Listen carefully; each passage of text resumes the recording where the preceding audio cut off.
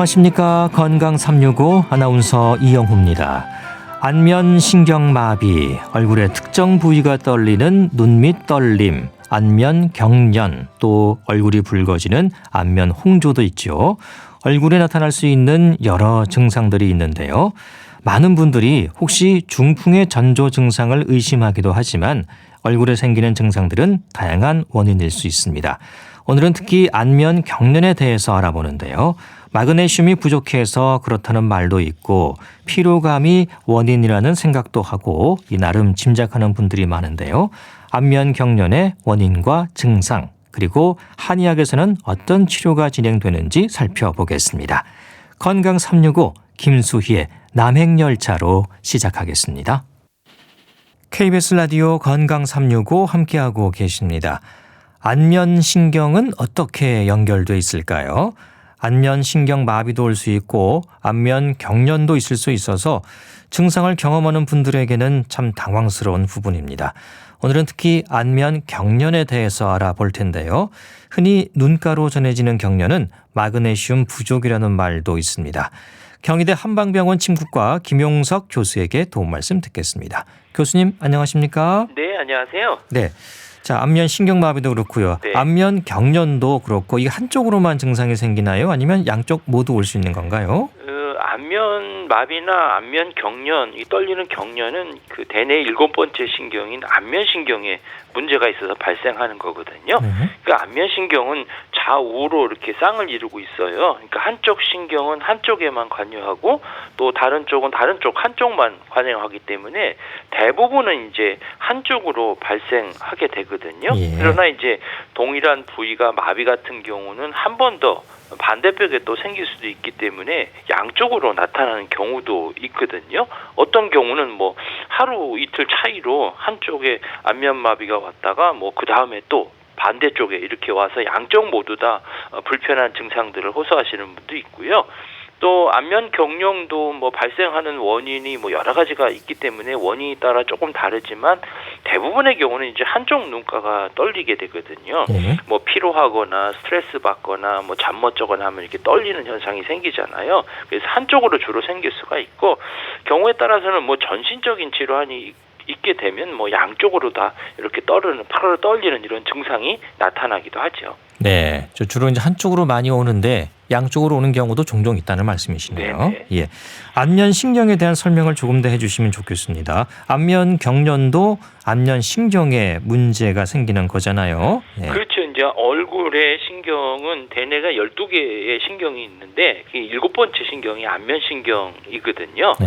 주로 이제 근육의 움직임을 관장하는 운동신경하고 그다음에 뭐 감각신경이 뭐 섞여 있는 복합신경이라고 볼 수가 있어요. 그래서 얼굴 신경은 진짜 얼굴의 표정을 드러내는 근육을 움직이는 역할을 하거든요. 그러니까 얼굴 표정이 얼마나 되느냐, 몇 개를 짓느냐, 뭐 옛날에 뭐 오만상을 찌푸린다는 거 있잖아요. 이게 표정이 그만큼 많이 일어나는데 대개는 이제 해박적으로 보면 17쌍의 표정을 담당하는 근육을 움직일 때 이 근육을 주로 하니까 얼굴의 표정을 관리하는 그런 근육이라고 볼 수 있겠고요. 또 이제 안구와 관련된 근육을 움직여서 안구를 보호하는 역할을 하기 때문에 이제 눈 깜빡이는 이런 증상들을 이게 나타나게 되고요. 그다음에 이제 입과 관련된 근육을 움직일 때 입술을 뭐 이렇게 움직이거나 또 발음을 관여하는 역할을 하거든요. 또 혀의 앞에 3분의 2 정도 미각을 담당하기 때문에 그 부분에 영향을 줄 수도 있고요. 또 이제 부교감 신경 섬유에서 이제 눈물 샘이나 뭐 침샘 분비를 조금 조절하기도 하고 또 중간에 이제 중이를 담당하는 근육을 움직여서 뭐 청력 소리를 듣는 기능을 하기도 하죠. 네, 많은 곳에 영향을 미치네요. 그 안면신경에 문제가 생기면서 나타나는 증상들, 또 마비, 경련 외에도 많이 있습니까? 뭐 마비와 경련이 주된 증상이지만요. 앞에도 말씀드렸지만 뭐 움직임이나 경련 외에도 마시라든지 귀에서 소리를 듣는 어떤 문제, 예를 들면 소리가 너무 크게 들리거나 또 소리가 잘 안 들리거나 이런 현상도 생기고요. 또 눈물과 관련돼 있는 기능도 하기 때문에 뭐 눈물이 많이 나기도 하고 또 눈물이 아예 안 나는 이런 형태가 생길 수도 있고요. 네. 그래서 안면신경에 문제가 생기게 되면은 이런 뭐 맛이라든지 들리는 거라든지 눈물에도 이상이 생기고요. 또 환자분들 보면은 이런 여러 가지 증상 중에서 안면마비가 있는 분들 중에 보면 불편한 감들이 눈에 불편하면 가장 많이 불편함을 느끼시는 것 같더라고요. 그래서 얼굴의 움직임이 주로 되지만 얼굴의 움직임이 다 좋아졌는데도 눈이 조금 불편하면 안 좋았다고 이렇게 생각하시는 분들이 상당히 많은 것 같아요. 그렇군요. 자, 그 가운데서 그럼 안면 경련의 원인은 어디에 있습니까? 이 안면 경련이라는 것은 안면 신경에 의해서 뭔가 좀 본인의 의지와 관계없이 반복적으로 근육이 막 떨리고 수축하는 이런 현상을 말하는 거거든요. 대부분은 이제 혈관이 주위에 있는 혈관이 압박해서 생기는 경우라든지 또는 뭐 종양에 의해서 압박되는 경우, 예를 들면 뭐 수막종이라든지 뭐 청신경종이라든지 동정맥 기형이라든지 이런 것들에 의해서 이제 압박이 돼서 생기는 경우도 있고요. 또 안면신경 자체는 우리 피부와 가까운 부분에 있기 때문에 쉽게 외상을 당할 수도 있거든요. 외상에 생길 수도 있고요. 대개는 이제 뭐 안면마비 후유증에도 또 생길 수도 있어요. 또 스트레스 받거나 혈관에 의해서 신경이 눌릴 때 발생하는데 대개 이제 혈관이 늘어지거나 뭐 이렇게 뒤틀어지면서 정상 경로가 아니면 신경 가닥에 어떻게 보면 전기 합선이 일어나는 것처럼 스파크처럼 일어나갖고 이런 떨린 현상들이 생기게 되는 거죠. 네. 안면 신경 마비로 인해서 안면 경련이 올 수도 있습니까? 그렇죠. 이제 안면신경마비 후유증으로 안면 경련이 올 수 있거든요. 그래서 안면마비 급성기 때보다는 이제 후유증기에 안면 경련이 발생할 수 있거든요. 예. 이게 안면 경련은 지금처럼 이제 안면신경마비 후유증이 하나로서 안면마비가 되거나 뭐 손상된 안면신경 일부분이 재생되는 과정에서 저 근육 운동을 너무 과도하게 해서 생길 수가 있거든요. 그래서 이런 부분들을 방지하기 위해서 안면신경마비 환자분들 운동 재활할 때는 천천히 움직이라고 말씀을 드린 거거든요. 네. 천천히 움직이지 않고 너무 힘을 주게 되면 이런 안면 경련 현상들이 후유증으로 발생할 수가 있죠. 네. 눈밑이 이렇게 떨리거나 하면 마그네슘이 부족해서 그렇다고 이제 마그네슘을 먹어라 이렇게 말씀하시는 경우도 있더라고요. 대부분 이제 그렇게 생각하시는 분이 예. 많지요. 이제 마그네슘은 이제 근육과 신경계에 영향을 줄 수 있거든요. 아주 중요한 요소 중에 하나인데 이제 근육계에 영향을 주면 우리가 근육이 쥐가 난다고 하잖아요. 뭐 피로하다든지 뭐 감정의 어떤 변화를 주는 것이 이제 마그네슘의 역할 중에 하나인데요. 이게 마그네슘 섭취가 에 따라서 뭐 경련이나 또는 뭐 경련의 강도라든지 경련의 횟수 같은 것들이 이제 줄어들게 되고요. 네. 또 신경계에 영향을 미치는 것은 신경 전달을 적절하게 해줘야 되는데 그게 부족하면 잘 안 되는 경우가 있고요. 또 혈류라든지 혈관의 어떤 기능을 조절해 주는 것이 또 마그네슘의 역할이거든요. 그래서 마그네슘이 부족해서 얼굴이 떨리는 경우는 대부분 이제 눈 부분이 떨리고요. 그 떨리는 양상이 이제 바르르 이렇게 떨리는 현상이 나타나는데, 근데 이제 얼굴 떨리는 양상만 보고 이제 환자분 스스로 이게 마그네슘 부족해서 생기는 거하고 마그네슘만 묻게 되면 문제가 생길 수 있어요. 왜냐하면 마그네슘은 일종의 이제 보조 치료하는 약제이지 식품이나 이런 것이지 주된 치료는 아니기 때문에 그렇거든요. 그래서 병원을 통해서 정확하게 진단을 하고 처방을 받으시는 게 좋겠고요. 또 마그네슘이 많이 들어간 음식을 드시는 게 좋은데 뭐 예를 들면 뭐 시금치라든지 뭐 우리 이제 호박씨 같은 것도 도움이 되고요. 검은콩이나 뭐 아보카도 같은 것들이 이제 마그네슘이 많은 그런 식품 중에 하나죠. 네, 마그네슘이 많이 들어있는 음식들 또 보조제, 이거는 어디까지나 도움이 된다는 거지 결코 치료제는 아니라는 겁니다. 그렇죠, 네. 예.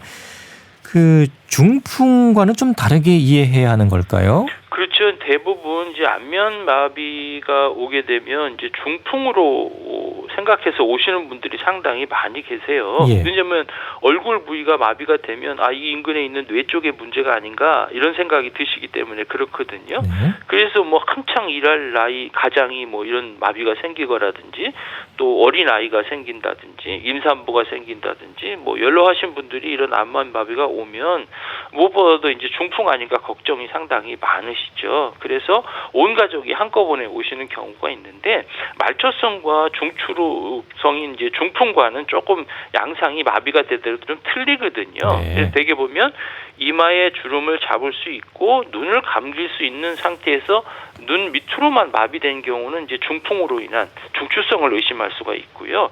그 외에도 뭐 팔다리에 힘이 빠진다든지 음식 삼키기 힘들다든지 뭐 어지럼증이 나타나면 중풍으로 이렇게 생각해 볼 수가 있죠. 네, 안면 신경마비와 중풍은 차이가 있다는 거고요.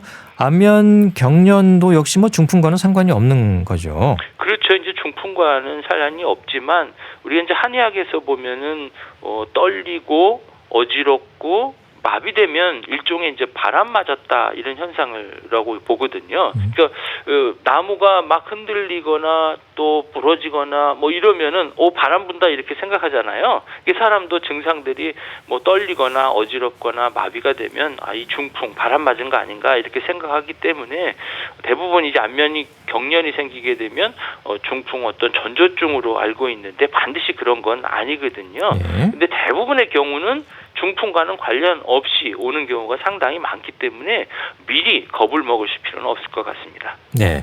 그리고 안면 경련의 원인이 그 혈관이 압력을 받으면서 생긴다라고 하던데요. 어떤 의미입니까? 그렇죠. 이제 안면신경 옆을 지나가는 혈관이 좀 처지거나 또는 비틀어지거나 그러면 신경과 붙게 되는 경우에 이제 안면 경련이 발생할 수가 있거든요. 이런 경우에 이제 혈관성 압박으로 인한 안면 경련이라고 얘기하는 건데 대부분의 경우는 뭐 노화라든지 또 스트레스를 많이 받는다든지 잠을 잘못 주무신다든지 피로하다든지 과로한다든지 식사 양이 좀 줄어들고 영양이 좀 부족하다든지 이러면 발생할 수가 있거든요.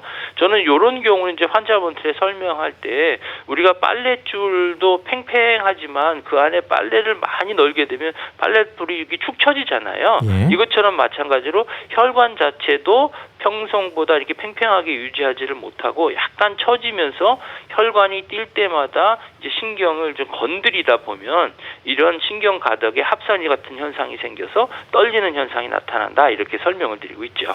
예. 자, 안면 경련의 증상은 그럼 어떻습니까? 뭐 눈이 떨린다, 감긴다, 뭐 얼굴이 떨린다 표현이 다양하잖아요. 그렇죠. 이제 보통 처음엔 얼굴이 떨린다 이렇게 말씀을 하세요. 근데 이제 환자분들이 말씀하시는 얼굴 떨린다는 것을 보게 되면 어디인가 떨리는가 자세히 여쭤보게 되면 떨리는 부위가 맨 처음에 이제 눈꺼풀 쪽이 좀 떨린다 이렇게 말씀을 하시는 경우가 많고요. 그다음에 눈 쪽 아래라든지 광대뼈라든지 뭐 입 주변이 이렇게 조금 퍼지듯이 이런 증상들이 나타난다 이렇게 표현하시는 경우가 많고요. 떨린다고는 표현하시는 이런 경우가 많지만 얼굴이 갑자기 움직인다, 뭐 실룩실룩한다 이렇게 표현하시는 경우도 많고요. 이런 증상들은 대개 이제 한 부분에 조그맣게 떨리다가 좀 범위가 점점 넓어지거나 아니면 빈도가 조금 더 많이 빈번하게 생긴다든지 강도가 세진다든지 이렇게 증상이 좀 이렇게 경과되는 이런 형태가 나타나게 되죠. 네, 그러니까 경련이 일어나는 부위나 범위에 따라서 어느 정도 심한지 그 정도가 결정된다는 거군요. 그렇죠. 이제 보통 경련의 심한 정도는 이제 경련이 발생하는 빈도수라든지 얼마나 지속되느냐, 어디 부위까지 이렇게 떨리느냐 이런 현상들을 보고 이제 판단을 하게 되거든요. 그래서 대부분 이제 원인이 수술로 해결될 수 있는 경우도 있지만 그렇지 않는 경우도 있거든요. 뭐 수술로 해결돼야 되는 경우는 조금 심한 경우로 볼 수 있는 거거든요. 앞에 말씀드린 대로 혈관하고 신경 자체가 너무 가까워지 있어서 얘가 혈관이 뛸 때마다 건드려지는 경우도 있지만 이런 경우는 우리가 이제 보존적인 치료를 해서 이 문제를 해결하지만 만약에 혈관하고 신경이 딱 달라붙어 있다면 이거는 보존적인 치료를 해도 효전도 없고 증상이 더 심해질 뿐이거든요. 요것은 수술을 통해서 이제 감압시켜주는 이런 수술을 해야 되는 경우가 되겠죠. 네. 네. 반측성 안면 경련. 그러니까 이제 말씀해 주신 것처럼 한쪽으로 오는 그렇죠. 경우가 많다는 거잖아요. 네. 예. 대부분은 이제 한쪽으로 발생하는 경우가 많이 있습니다. 이제 안면 신경 자체가 한쪽으로만 이렇게 분포되어 있기 때문에 그렇거든요. 그러니까 주변에 있는 혈관들에 의해서 한쪽으로 가는 신경이 문제가 생기니까 이런 증상들이 상당히 많이 발생하게 되는 것이기 때문에 대부분은 뭐 양측성보다는 반측성 한쪽으로만 이런 경련들이 나타나게 되죠. 네. 이상운동 장애로도 표현되던데 어떤 의미로 봐야 될까요? 이상운동 장애는 주로 이제 눈이라든지 턱이라든지 입이라든지 혀에 이상운동 장애가 나타나는 건데 요거는 뭐 반복적으로 본인의 의지하고 관계없이 막 움직이는 것인데 아주 불규칙적으로 움직이게 되거든요. 며칠 전에 온 환자분들을 보면은 이제 신경 안정제 같은 것들을 많이 드신 분들 있죠. 진통제나 신경 안정제 그리고 뭐 파킨슨병 이런 분들 같은 경우에는 뭐 이상 운동 장애가 눈, 턱, 입, 혀 이런 데 움직임이 있는 거거든요. 일부는 마비하고 조금 달리고 경련하고 조금 달리고 막 실룩거리는 이런 현상들이 나타나게 되고요. 또 한 분은 어떤 경우냐면 뭐 이분 같은 경우는 혀 움직임이 자꾸 마음대로 움직여주고 앞으로 막 나오는 형태거든요. 스트레스를 엄청나게 많이 받으신 분 같아요. 네. 그래서 이런 증상들이 이제 이상 운동 장애들이 발생했던 것이죠. 네. 주로 중년 이후에 위험이 높아진다고 하던데 맞습니까?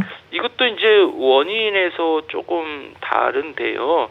대부분은 이제 중년 이후라는 건 노화라거든요. 예. 혈관이 노화돼서 혈관과 근육 사이가 이제 신경 사이가 팽팽하게 유지해야 되는데 퇴행성 변화가 생기다 보니까 혈관이 축 처져서 이런 형태가 나타나게 되지요.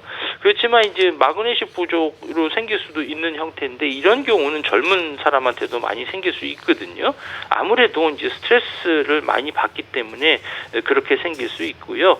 또 몸의 어떤 면역력이나 체력이 상대적으로 이제 떨어진 그런 중년 이후에 이런 증상들이 또 많이 발생될 수 있는데 이거는 아무래도 혈관의 탄력 자체가 젊은 사람들에 비해서는 좀 중년 이후에는 노화로 인해서 떨어지기 때문에 이런 현상이 나타나는 것으로 볼 수가 있죠.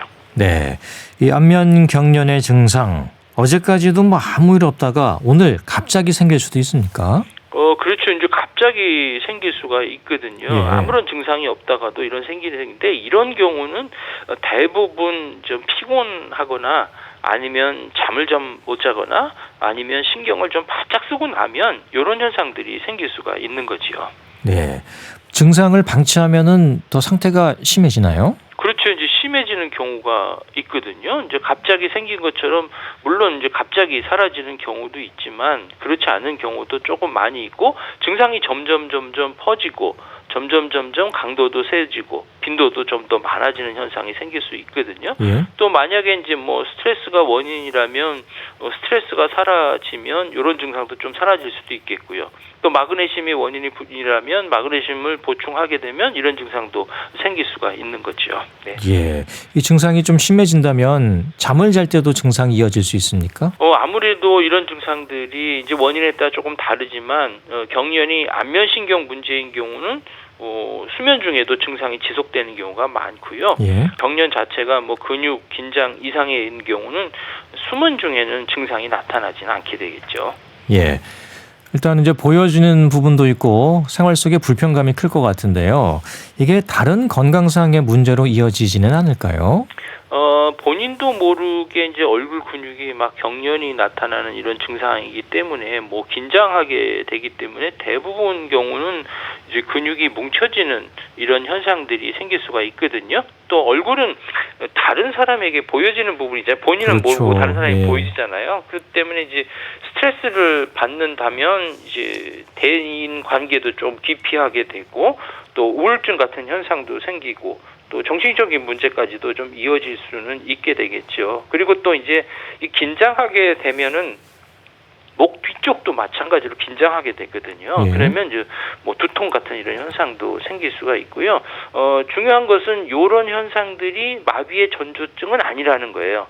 대부분 이렇게 불편하면 마비가 올 것 같은 이런 현상인 것처럼 생각하시는 경우가 많은데 마비의 전조증은 아니니까 너무 걱정하실 필요는 없을 것 같습니다. 네. 혈관의 압력이 원인이라고 했는데 그렇다면은 뭐 동맥경화나 또 고혈압 이런 질환으로 인해서 안면 경련이 발생할 수 있을까요? 동맥경화나 고혈압은 혈관에도 영향을 주기 때문에 혈관에 영향을 받는 안면 경련과 아예 뭐 관련이 없다고는 할 수는 없겠지만 직접적으로 고혈압 때문에 안면 경련이 생긴다, 뭐 동맥 경화 때문에 안면 경련이 생긴다 이렇게 말하기는 좀 어려울 것 같습니다. 예.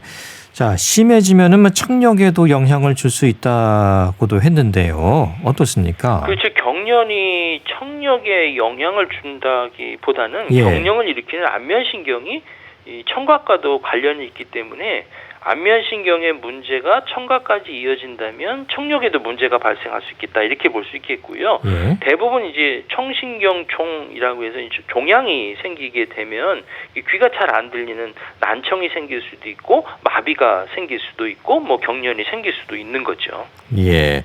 결국은 이제 얼굴 근육이 나도 모르게 수축되면서 증상이 생기는 건데 치료는 어떻습니까? 이완인가요? 뭐 혈관에 의해서 눌려서 뭐 경련이 일어나는 경우도 있고 뭐 수술적으로 뭐 혈관을 안면신경과 분리하시는 미세 감압술 같은 이런 수술도 진행하게 되지요. 예. 하지만 이제 원인이 혈관이 아니라 뭐 스트레스나 뭐 수면이 부족하거나 뭐 과로하거나 이런 것들이면 원인을 제거해 주는 거지 우선적인 치료가 될 수 있거든요. 이제 원인을 없애는 것 동시에 뭐 지속적으로 경련이 이렇게 발생해서 생긴 얼굴에 이제 근육이 뭉친 부위라든지 등 근육에 뭉칠 것들을 풀어주게 되면 증상들을 완화시켜 주는데 도움이 되지요. 네, 원인을 찾는 게 중요하겠네요. 혈관의 네네. 문제라면은 그 혈관을 치료하고 또 시술을 통해서도 해결을 할 수가 있는데 그렇지 않다면은 뭐 수면 문제라든가 또 원인을 좀 알 수 없는 경우도 있지 않을까 싶기도 해요. 대부분은 이제 특발성으로 생기는 경우가 그런 거거든요. 예. 특발성이라는 건 원인이 명확하게 구분이 되지 않는 거거든요. 이런 경우는 스트레스라든지 과로한다든지 식욕이 좀 떨어진다 이런 현상이 생길 수가 있고요. 감정적으로 보면은 막 분노하는 사람들과 너무 지나치게 걱정 염려하는 분들이 이런 현상들이 잘 생길 수가 있지요. 그래서 예. 좌우측이 어느 쪽에 생기냐에 따라서도 본인이 어떤 스트레스를 받는지를 연관해 볼 수가 있는 거죠. 네, 또 일하는 일터에서 과도한 스트레스를 받는 경우에도 이렇게 안면 쪽에 문제가 생기는 경우를 제가 봤거든요. 그렇죠. 문제는 네. 스트레스가 될 것 같습니다. 예. 한의학에서는 그럼 이런 안면 경련 치료를 어떻게 진행합니까? 그 한의학에서는 근본적으로 원인이 무엇 때문에 이 분야가 생겼는지를 관심을 갖게 되거든요. 네. 그냥 경련이 있다고 해서 경련을 좀 줄여주는 그런 치료가 아니라 경련이 왜 생겼는지를 파악해서 그 경련이 왜 생긴 부위들을 이제 조절시켜주는 치료를 하게 되거든요. 그러니까 어떻게 보면 사람이 갖고 있는 얼굴의 경련을 치료한다기보다는 경련을 갖고 있는 사람을 치료한다. 이거 이제 한의학의 본질이라고 볼 수 있는데요. 네. 그러려면 이제 환자분들한테 문진을 통해서 경련이 무엇인지를 먼저 파악을 해야 되겠죠. 증상이 발생되는 부위가 어디냐, 지속되는 시간, 또 얼마나 빈도가 자주 발생하느냐, 그러면 경련이 발생할 때 어떤 형태로 나타나는지를 이제 확인하게 되거든요. 네. 그리고 나서 이제 환자분에 맞게끔 이런 약물 치료를 하고 또 침치를 하게 되고요. 그러다 보면 대개 자율신경계 계통들을 조절시켜주고 또 경련을 뭉친 부분들을 해소시켜주고 또 부항으로 목 뒤나 어깨 이제 근육들을 풀어주게 되면 이런 증상들을 조화시켜주거든요. 그래서 대부분 이제 무엇 때문에 발생했는지를 아는 게 중요하기 때문에 뭐 대부분은 피로라든지 노화라든지 스트레스라든지 수면 부족이라든지 영양 부족을 주된 원인으로 보고 거기에 대한 치료를 하게 되고요. 또 아울러서 이런 보존적인 치료로 회복이 안 되고 점점 증상들이 점점 퍼지고 강도가 강도가 세게지고 이런 빈도가 세지면 혹시나 이게 신경과 혈관이 붙어서 이런 부분이 생기는지를 확인해야 되기 때문에 예. MRI 같은 것을 찍어서 신경과나 신경외과 쪽에서 같이 이제 치료를 하시게 되죠. 네, 협진을 하는 경우도 있고요. 네네. 예. 근데 문진을 할 때는 지금 생활 상태가 어떤지, 뭐 과도한 스트레스를 받고 있는 건 아닌지 그런 부분들도 확인을 하시겠네요. 예. 네네. 침 치료는 어떻습니까? 이게 뭐 골든 타임에 있는 건지 빨리 해야 치료 효과를 더 볼 수 있는 건지요? 네, 어떤 병이든지 뭐 조기 발견해서 조기 치료하는 게 상당히 중요하죠. 최대한 빨리 원인을 파악해서 그 원인에 대한 적절한 치료하는 게 좋을 거라고 생각이 들고요. 예. 하지만 늦었다고 해서 뭐 아주 안 낫는 것은 아니거든요. 예를 들면 원인이 스트레스로 인한 경우는 뭐 스트레스가 늦게라도 해소되면 증상이 완화될 수 있기 때문에 그런 거거든요. 그래서 이제 침 치료의 어떤 골든 타임이라는 것은 특별히 뭐 얼굴 경련 자체는 없고요. 얼굴에 마비가 된 경우에는 아무래도 빠른 시간 내에 치료하는 것이 회복에 더욱더 도움을 줄 수가 있겠고요. 완치라는 개념은 이게 유발되는 요인이 피로라든지 노화라든지 스트레스, 수면 부족, 영양 이런 상태가 하루아침에 개선되는 건 아니잖아요. 언제 또다시 이런 현상들이 반복될 수는 있는 거지요. 그렇기 때문에 전반적으로 기능들을 개선시켜주는 그런 지속적인 관리가 좀 필요한 부분이라고 생각이 듭니다. 네. 이제 안면 경련이니까요. 침은 그럼 얼굴에다가 놓는 건가요? 아니면은 뭐 다른 곳도 살펴봐야 되는 건가요? 보통 이제 경련으로 이제 얼굴에 근육이 뭉친 부위가 많기 때문에 얼굴에 있는 부위에 이제 침을 놓게 되거든요. 이제 요거를 근위치열이라고 하고요. 네. 병이 발생한 부위에다가 이제 주로 침을 놓게 되고, 그 다음에 원위치열이라고 해서 증상이 있는 얼굴 부위가 아닌 다른 먼 곳에 있는 혈자리에다가 침 치료를 하게 되거든요. 요거는 이제 서양의학적인 방법하고는 좀 틀린 거고요. 한의학에서 경락이라고 해서 우리 몸을 순환시켜주는 부위에 어딘가에 영향을 주게 될 수 있으면 얼굴이면 얼굴이라고 해서 다 얼굴이 아니라 얼굴마다 지나가는 경로가 또 다르거든요. 그래서 그 발 쪽에 있는 부분이라든지 손 쪽에 있는 부분들을 경락과 관련된 혈자리에다가 추가적으로 침을 놓게 되면 이런 증상들이 개선이 될 뿐만 아니라 전신적인 이 순환이라든지 전신적인 기능을 개선시켜주는 데 도움을 줄 수 있거든요. 그래서 환자분들이 궁금해하시는 건지 얼굴이 경련이 되는데 왜 다리에다 놓냐 이렇게 많은 질문을 하시거든요. 네. 그 이유는 그 발생하는 원인이 무엇인가에 따라서 치료를 같이 하거든요. 이게 만약에 영양 부족에 의해서 생기는 경우라면 소화기 계통에 문제가 있기 때문에 소화기 쪽에 관련돼 있는 다리 쪽에 있는 침을 놓기도 하고요.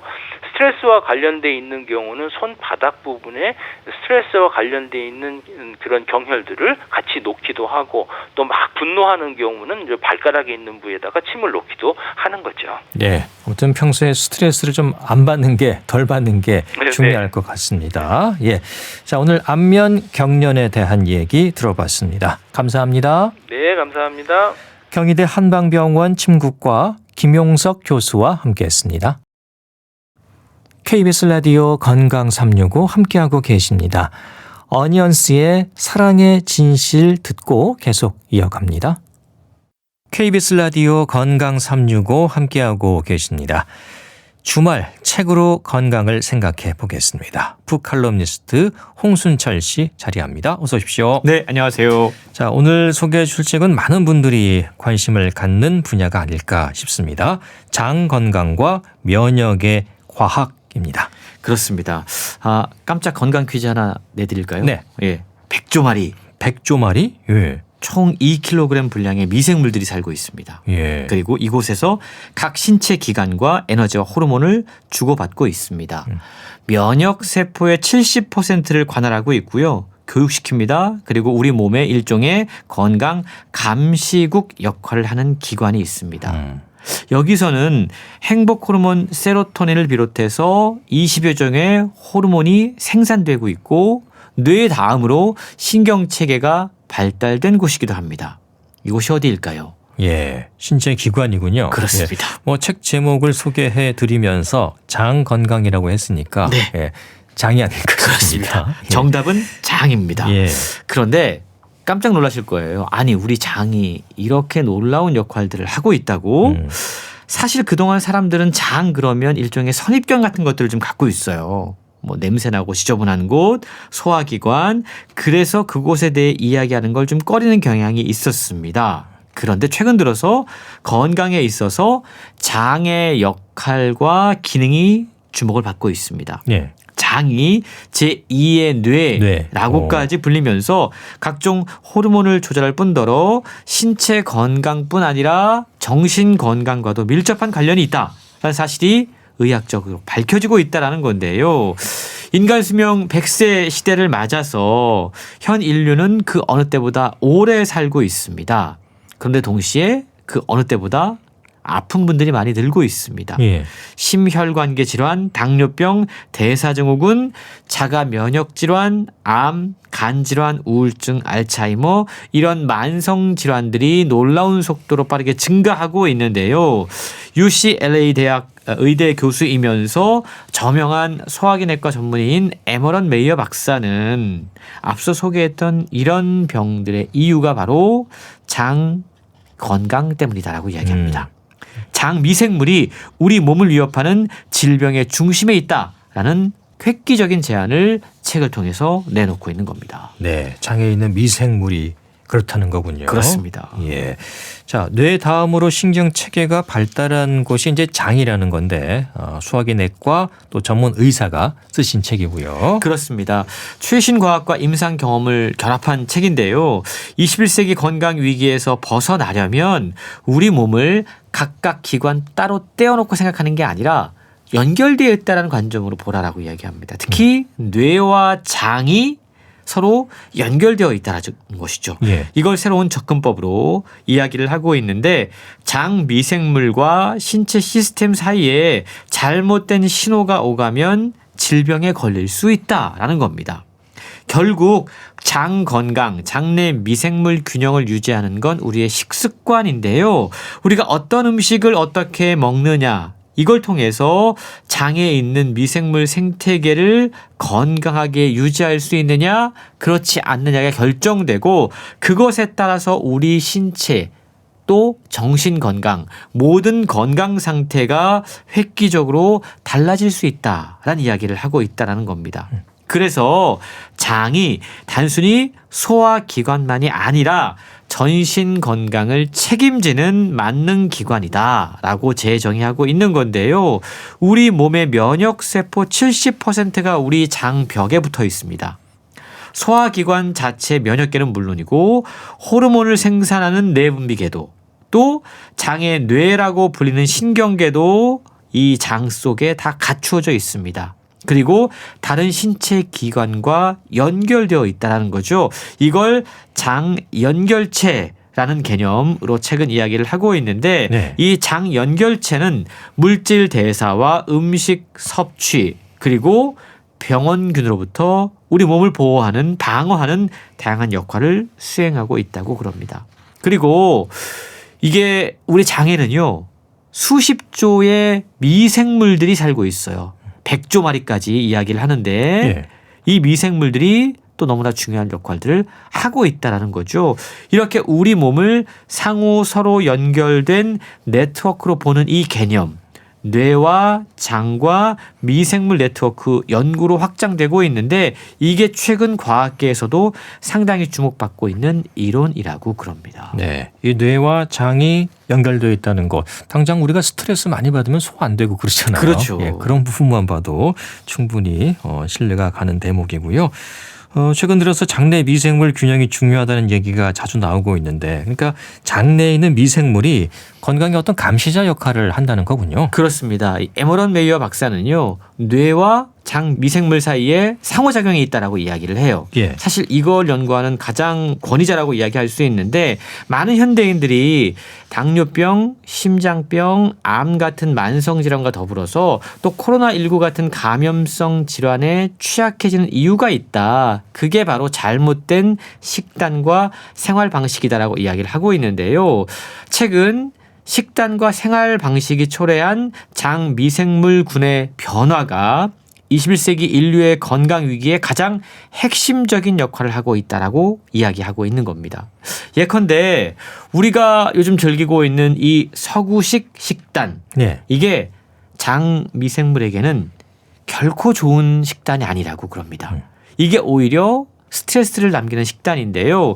우리가 설탕, 지방, 붉은 고기, 초가공식품을 많이 섭취하면 이런 음식들은 소장에서 소화가 다 끝난다고 그래요. 예. 그러면 대장에 남아있는 이 장내 미생물들이 뭔가를 먹어야 생존할 수 있을 거 아니에요. 예. 근데 먹을 음식이 없는 거죠. 배고픈 대장의 미생물들은 결국 먹을 게 없으니까 장 점막에 붙어있는 다당류에게 눈독을 들이고, 그리고 이게 만나지 말아야 할 소화기관의 면역 세포들과 장 미생물들이, 그러니까 미생물들이 장에서 올라가는 거예요. 위로. 네. 소장으로. 그러면서 접촉하게 되고 장, 뇌, 미생물 네트워크에 혼란이 오게 된다는 겁니다. 아, 예. 장벽이 무너지게 되고 소화기관의 면역 세포가 만성적으로 활성을 띠면서 염증 신호가 우리 뇌와 전신에 확산하게 되고, 이게 바로 질병으로 이어지는 원인이 될 수 있다라는 건데요. 요즘 뭐 알레르기 질환, 크론병 같은 자가 면역 질환이라든가 비만, 당뇨, 심혈관 질환, 간 질환, 대사증후군, 우울증, 알츠하이머, 파킨슨, 이런 질환들까지 현대인을 괴롭히는 질병의 대다수가 이 장과 장 미생물의 토대를 두고 나타날 수 있다라는 저자의 분석에 고개가 끄덕여질 수밖에 없는데요. 파킨슨 병만 하더라도 이 파킨슨 같은 경우에는 운동과 보행에 어려움을 겪게 되는 퇴행성 신경 질환이지 않습니까? 네. 근데 파킨슨병 진단을 받기 수년 전에 장 운동이 줄어들고 변비가 심해지는 초기 징후가 먼저 나타난다고 그럽니다. 그러니까 이런 장에 문제가 생기고 나서 파킨슨으로 발전하는 사례들이 있다라는 거죠. 이런 사례를 볼 때 우리의 장이 신체의 여러 기관과 광범위하게 상호작용하고 있는 우리 몸의 가장 중요한 허브 역할을 하고 있다라고 이야기할 수 있는 겁니다. 네. 삶이 풍요로워지면서 잘 먹게 되고, 오히려 잘 먹으면서 이런 병들이 더 잘 생기지 않습니까? 그렇습니다. 예. 그래서 한편으로 생각하면 음식을 잘 먹으면 장내 미생물의 균형을 바로 잡을 수도 있다는 거잖아요. 그렇습니다. 음식을 잘 먹으면 어떤 음식을 먹는가가 중요하다라는 그렇죠. 예. 거죠. 앞서 소개했던 서구식 식단 같은 경우에는 장까지 도달하지 못하기 때문에 이건 결코 장내 미생물 균형에 도움이 되지 않는 식단인데요. 장내 세균은 대체로 사람이 소화하지 못해서 대장까지 그대로 도달하는 식이섬유를 먹고 삽니다. 네. 식이섬유가 중요한 거죠. 그래서 사람이 식이섬유를 섭취해서 공급하지 않으면 장내 세균은 굶게 됩니다. 이렇게 되면 장 미생물이 배가 고파서 점액층 등을 먹어치우고 아까 말씀드린 것처럼 소장과 위로 올라오게 되는 거죠. 에머런 에이언 메이어 박사는 소장에서 흡수되지 않고 대장에 도달할 수 있는 미생물 위주의 식단을 풍성하게 차리는 것이 우리가 건강하게 살 수 있는 비결이다 라고 이야기를 하고 있는데요. 그렇다면 대장까지 도달할 수 있는 식단, 음식은 무엇일까를 알아야 된다는 거죠. 그렇죠. 예. 결국 식이섬유가 많이 포함된 음식들입니다. 식이섬유를 자주 섭취하면 짧은 사슬 지방산의 생산자인 프레보텔라균이 늘어나는데, 이 짧은 사슬 지방산이 장 건강에 상당히 중요한 요소로 장벽을 튼튼하게 해주고, 또 프레보텔라와 같은 유익한 장 미생물이 줄어들게 되면 신경계 건강도 나빠진다라는 연구 결과까지 있다고 그럽니다. 뿐만 아니고 우리가 행복 호르몬이라고 부르는 세로토닌, 이게 수면, 식욕, 감정 조절에 관여하는 상당히 중요한 신경 전달 물질인데요. 장 내강에서 이 세로토닌이 만들어지는 과정에서 장내 미생물이 상당히 중요한 역할을 한다고 그럽니다. 네. 그러니까 장크롬 친화 세포에서 세로토닌을 만들도록 자극하는 역할을 이 장내 미생물들이 하고 있다는 거죠. 섬유소의 복합 탄수화물처럼 트립토판이 풍부한 식품들을 많이 섭취해서 장 미생물을 배불릴수록 장에서의 세로토닌 생성이 늘어난다는 겁니다. 그러면 우리 더욱더 행복해질 수 있고 수면의 문제도 해결할 수 있고 이런 여러 가지 긍정적인 효과를 기대해 볼 수 있다라는 거고요. 예. 뿐만 아니고 녹차라든가 적포도주, 향신료 여기에 풍부한 폴리페놀 성분은 뇌의 스트레스 반응을 줄인다라고 알려져 있고 항염증까지 효과가 있어서 장내 미생물 균형에도 상당히 도움이 되는 그런 음식들이라고 그럽니다. 네, 좋은 음식을 잘 찾아서 섭취하면 정신 건강에도 도움이 되고 스트레스 반응도 줄인다는 거군요. 그렇습니다. 식이섬유 음식 어떻게 먹어야 되죠? 많이 씹어야 합니다. 네. 근데 이 씹는 음식은요 자연스럽게 포만감을 느끼게 해줍니다. 그래서 이게 다이어트에도 도움이 될 수 있다고 그래요.